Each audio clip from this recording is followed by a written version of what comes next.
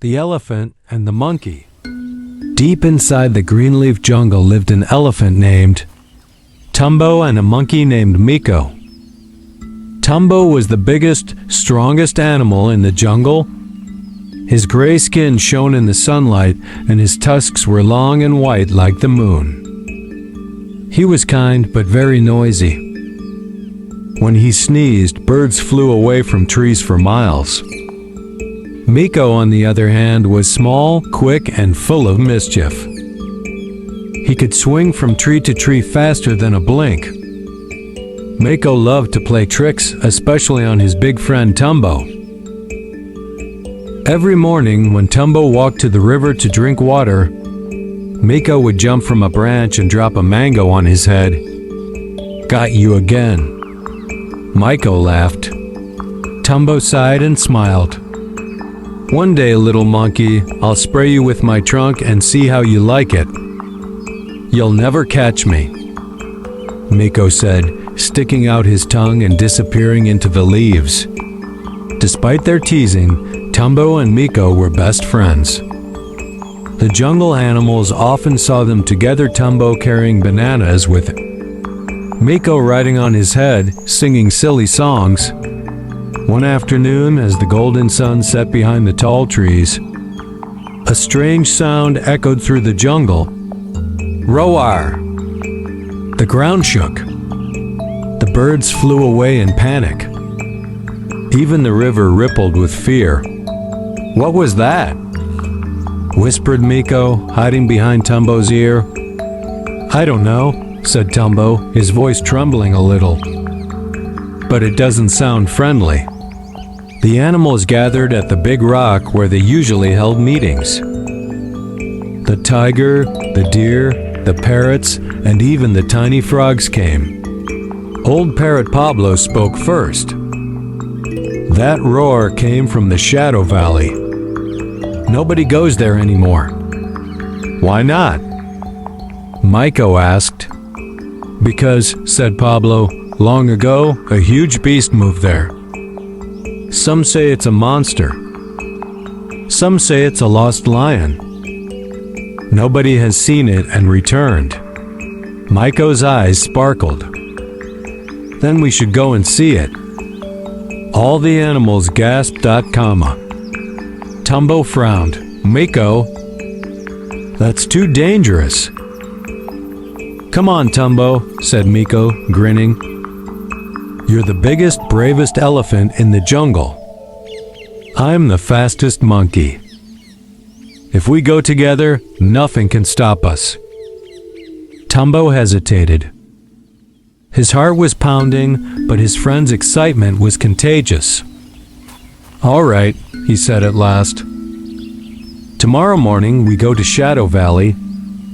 The next day, the jungle was quiet. Mist floated between the trees. Tumbo and Miko started their journey early. Tumbo carried a bundle of fruits in his trunk. Miko sat on his back with a small wooden stick, pretending to be the captain of a ship. "Forward, mighty elephant!" he shouted. "To adventure." Tumbo laughed. "You and your games."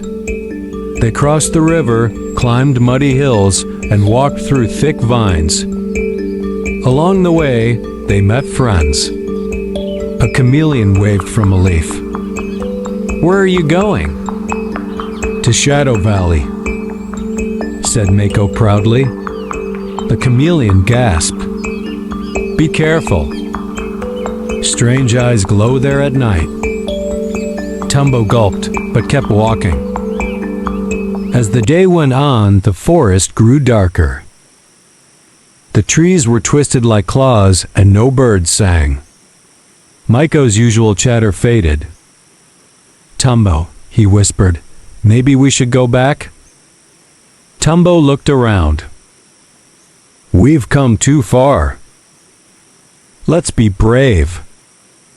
By sunset, they reached the edge of the valley. The ground was rocky and dry. A cold wind howled through the trees. Then they heard it again roar. This time it was closer.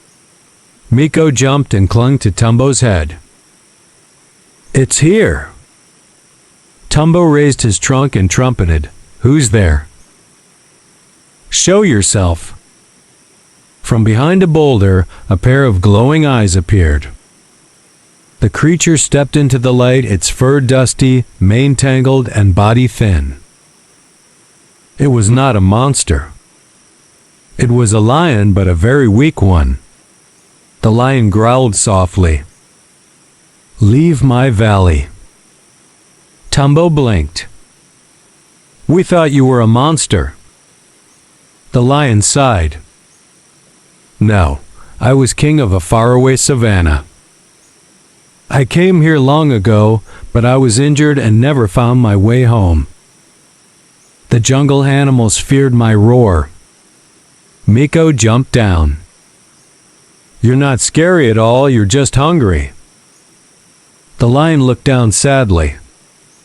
"Yes, very hungry." Without a word, Tumbo opened his fruit bundle. "Here, friend, eat." The lion hesitated, then slowly ate the bananas and mangoes. Tears filled his tired eyes. "Thank you. Nobody has shown me kindness in years." Tumbo and Miko stayed with the lion that night.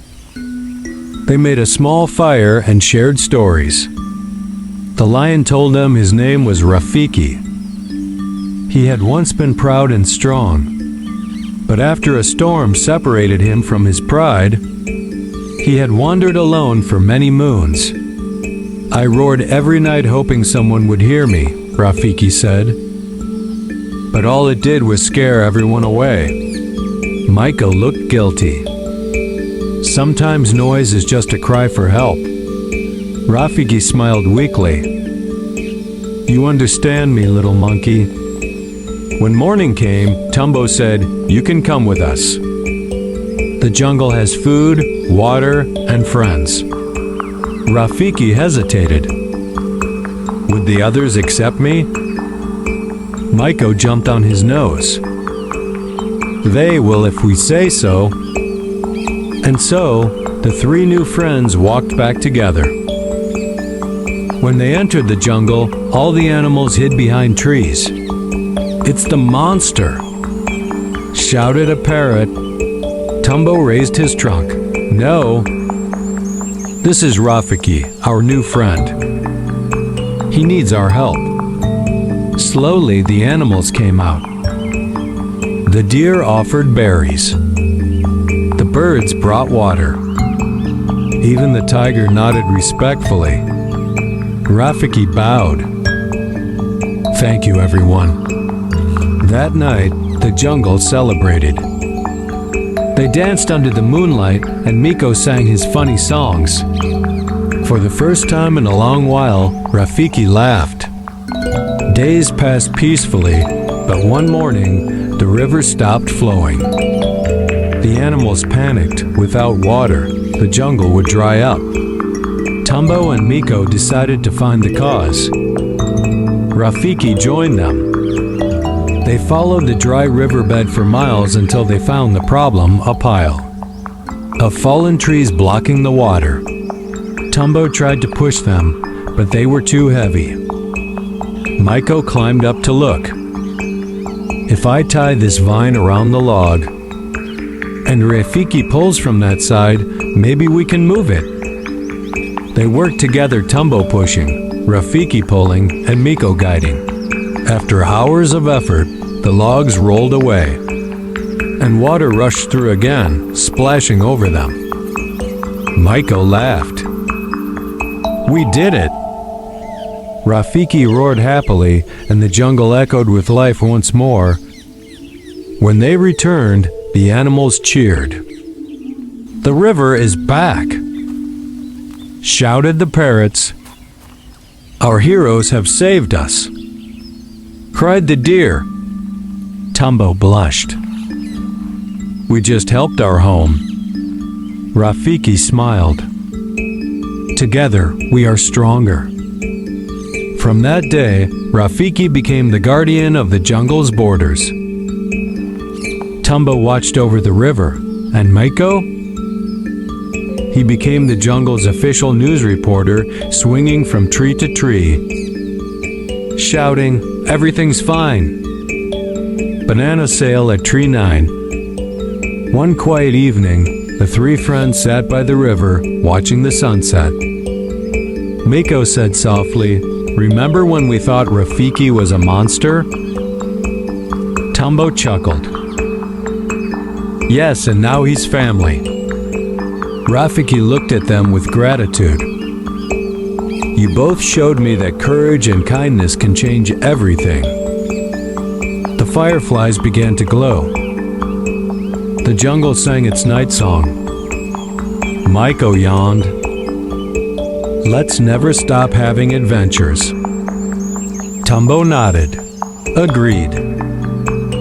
But next time, let's stay away from scary valleys." They laughed together as the stars filled the sky. The story of Tumbo, Miko, and Rafiki spread through the jungle. It taught every animal an important lesson. True bravery is not about fighting monsters. It's about facing fear, helping others, and believing in friendship. And so, in the heart of Greenleaf Jungle, the elephant, the monkey, and the lion became legends forever remembered as the guardians of friendship.